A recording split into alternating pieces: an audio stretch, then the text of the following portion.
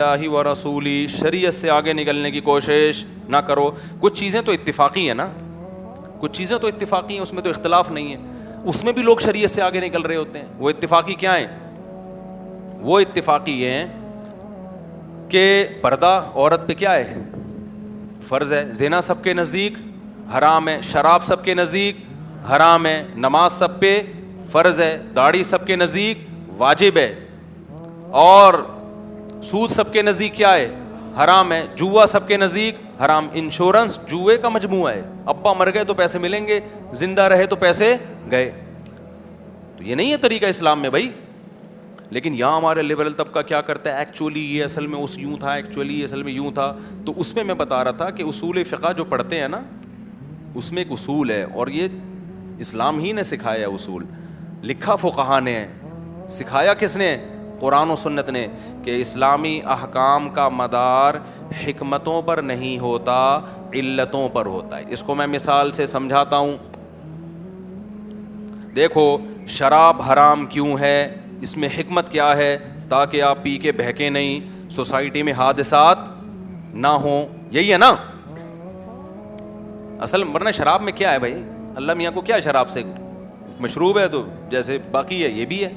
لیکن اس کو پی کے کیا ہو جاتا ہے؟ آدمی کی کھوپڑی آؤٹ، کھوپڑی آؤٹ ہوتی ہے، طلاقیں بھی ہوتی ہیں، قتل و غارت بھی ہوتے ہیں، مار دھاڑ بھی ہوتی ہے، اور پتہ نہیں کیا کیا ہوتا ہے. جو نہیں ہو رہا تو پی کے دیکھو پتہ چلے گا کیا کیا ہوتا ہے.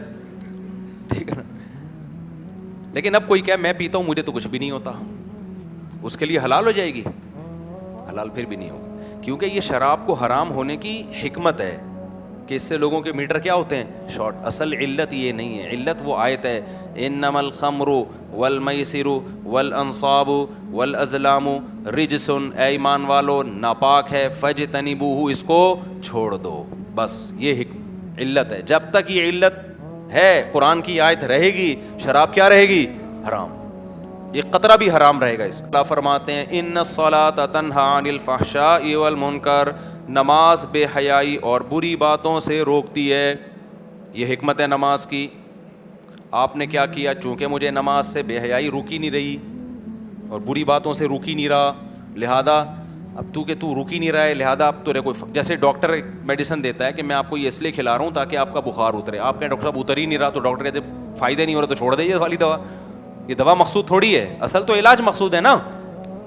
تو ہمارے بعض لبرل طبقہ ہے کہتا ہے نماز سے ایکچولی مقصد تو یہ تھا کہ ایکچولی یہ ہو جائے، ایکچولی وہ جب ہو ہی نہیں رہا تو نماز کو چھوڑ دو، کیا کرنا ہے ایسی نماز کا؟ بھائی نماز سے کچھ بھی نہیں ہو رہا نا، پھر بھی پڑھنی پڑے گی کیونکہ وہ خود مقصود ہے.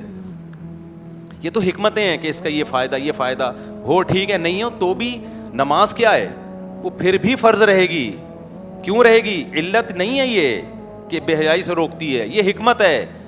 علت کیا ہے؟ اقیم الصلاۃ، ایمان والو نماز قائم کرو. بس یہ خود ہی علت ہے. علت کہتے ہیں جو اصل وجہ ہوتی ہے جس کی وجہ سے ایک عبادت ہم پر واجب ہوتی ہے.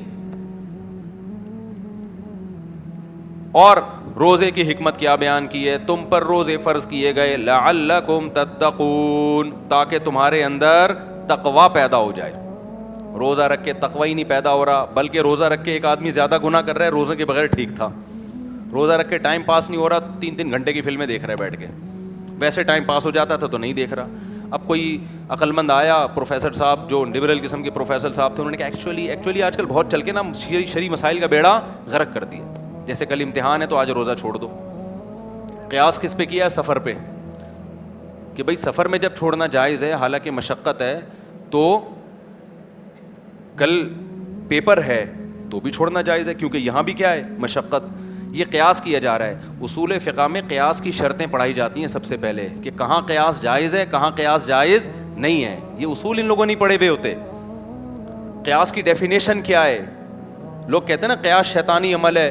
آدم علیہ السلام کو قرآن اللہ نے حکم دیا تھا کہ شیطان کو اللہ نے حکم دیا تھا کہ آدم کو سجدہ کرو. شیطان نے قیاس کیا کہ بھائی میں آگ سے بنا ہوا ہوں لہذا مجھ پہ سجدہ جائز نہیں ہے، اس لیے لوگ کہتے ہیں قیاس جائز نہیں ہے. یہ غلط دلیل ہے. یہاں قیاس کی شرطیں ہی نہیں پائی جا رہی. یہاں قیاس نص کے مقابلے میں ہے. نص کہتے ہیں اللہ اور اس کے رسول کے حکم کو. نص کے مقابلے میں قیاس جائز نہیں ہوتا. نص کے حکم کو آگے لے جانے کے لیے قیاس ہوتا ہے.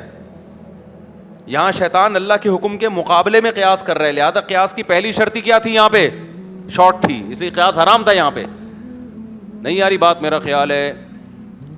اچھا خیر, تو میں یہ کیا بتا رہا تھا, میں کدھر سے کدھر چلا گیا, ابے یہاں تو تھا وہ, یہاں بات کہاں سے, میں یہ بتا رہا تھا روزے میں آپ نے کیا کیا, آپ نے کہا چونکہ روزہ بے حیائی سے روکتا ہے, اب روک ہی نہیں رہا تو اب روزہ ہی چھوڑ دو یار, کیا فائدہ ایسے روزے کا.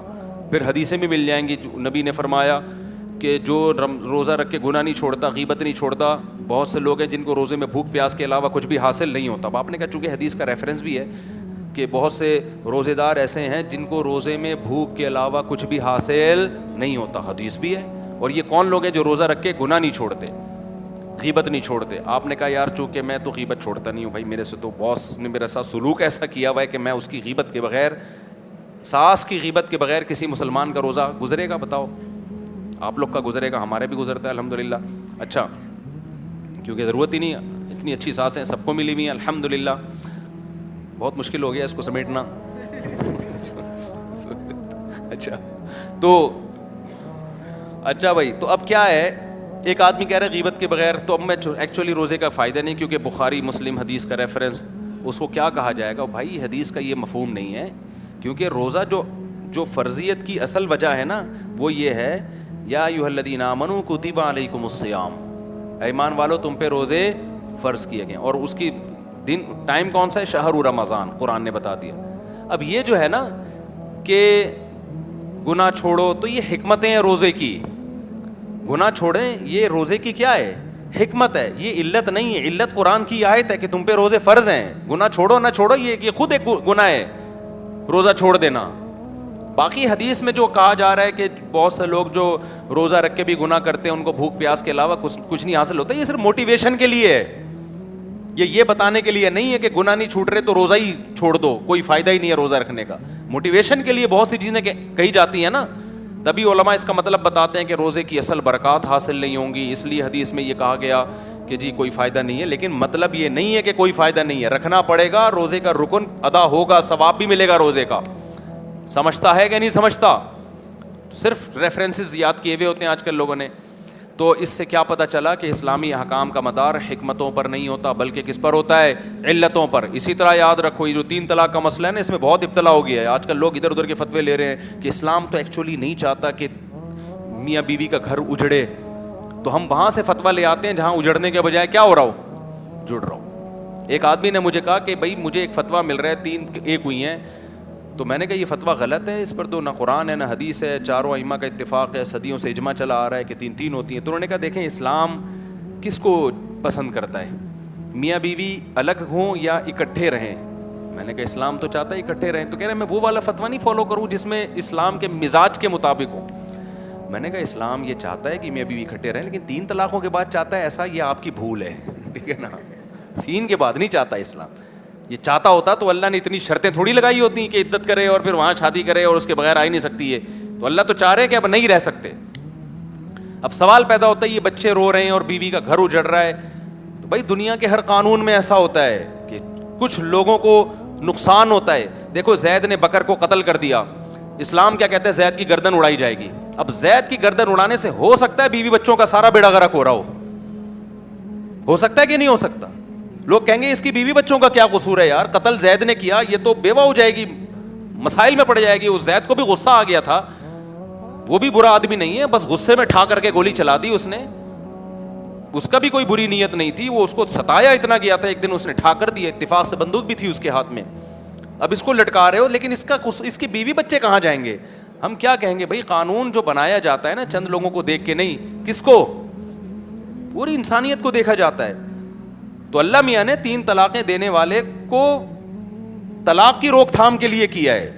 چند لوگوں کو سزا ملے گی لیکن سوسائٹی کی کیا ہوگی, اصلاح ہوگی. تو اس قانون کی سب سے بڑا فائدہ کیا ہوا ہے کہ اسلام میں طلاق اتنی آسان لیکن طلاق کا ریشو سب سے کم ہے. یہ کتنی بڑی دلیل ہے. اگر ہمیں بتایا جاتا نا عقل سے فیصلہ کرو تو ہم غلط فیصلے کرتے. تو اس لیے جہاں اللہ, ہاں یہ ناجائز عمل ضرور اللہ نے اس کو کر دیا کہ یہ کام جائز نہیں ہے تمہارے لیے, طلاقیں اکٹھی 3 طلاقیں دینا, اس کے پروسیس طریقہ بتایا ہے, لیکن دے دو گے تو سزا ملے گی, اور وہ سزا کیا ہے, ختم. اب عورت رو تو رہی ہے لیکن اس کا بھی اس میں فائدہ ہے کہ جو آدمی کم بخت جذبات میں اپنی زبان پہ کنٹرول نہ کر سکے, کل وہ گلا بھی دبا سکتا ہے, کل وہ کچھ بھی کر سکتا ہے. اس میں اس کا بھی فائدہ ہے, وقتی نہیں ہے لیکن دیر پا فائدہ ہے. تو بہت ساری حکمتیں ہیں جو ہمیں معلوم نہیں, لیکن ہمیں حکمتوں میں پڑھنے کی ٹینشن کی ضرورت اس لیے نہیں ہے کہ ہم علتوں کے پابند ہیں, حکمتوں کے پابند نہیں ہے. سمجھتا ہے کہ نہیں سمجھتا ہے؟